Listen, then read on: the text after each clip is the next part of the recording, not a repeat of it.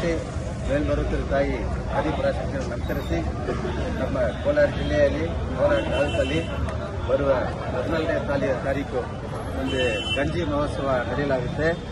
ಈ ಮಹೋತ್ಸವಕ್ಕೆ ನಮ್ಮ ತಾಲೂಕು ಪೂರ್ತಿಯಿಂದ ಒಂದು 10,000 ಜನ ಈ ಕೋಲಾರಲ್ಲಿ ಸೇರ್ತಾರೆ. ಆ ಗಂಜಿ ಪೂಜೆಯಲ್ಲಿ ಎಲ್ಲ ಮಂಡಳಿಯವರು ಭಕ್ತಾದಿಗಳು ಎಲ್ಲರೂ ಒಟ್ಟಿಗೆ ಸೇರಿ ಈ ದೊಡ್ಡ ಫಂಕ್ಷನ್ ಅನ್ನು ಮಾಡಲಾಗುತ್ತೆ. ಎಲ್ಲರೂ ಬಂದು ಈ ಗಂಜಿ ಪೂಜೆಗೆ ಆಗಮಿಸಬೇಕೆಂದು ಸುಮಾರು 10,000 ಜನ ಬರ್ತಾರೆ.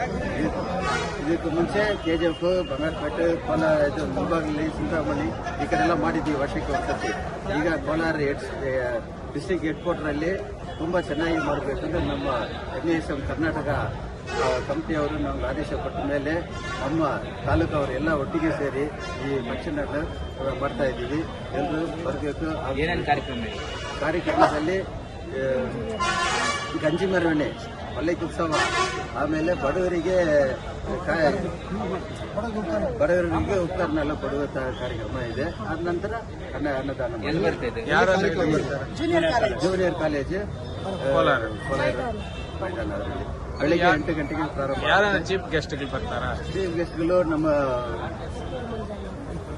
ಮಲ್ಲೇಶ್ ಬಾಬು ಅವರು MP ಮತ್ತು MLA ಕೊಟ್ಟೂರು ಮಂಜುನಾಥ್, ಆಮೇಲೆ ವರ್ತೂರು ಪ್ರಕಾಶ್, ನಮ್ಮ ಅನಿಲ್ ಕುಮಾರ್ MLC, SP ಅವರು, DSP ಅವರು, ಇನ್ನು ನಮ್ಮ ನಗರಸಭಾ ಪ್ರೆಸಿಡೆಂಟು, ಆಮೇಲೆ ಕೌನ್ಸಿಲರು ಇಂಥವರು ಇವರೆಲ್ಲ ನಮ್ಮ ಜಿಲ್ಲೆ ಸ್ಟೇಟ್ ಪ್ರೆಸಿಡೆಂಟ್ ರಾಜಗೋಪಾಲ್ ಮತ್ತು ಕಾರ್ಯದರ್ಶಿ ಶಕ್ತಿ ಉದಯ್ ಕುಮಾರ್ ಅವರ ಮೂಲಕ ಈ ಕೆಲಸ ಮಾಡೋದು ಇವರೆಲ್ಲ ಬಂದು ಭಾವಿಸ್ತಾರೆ, ನಡೆಸಿಕೊಡ್ತಾರೆ.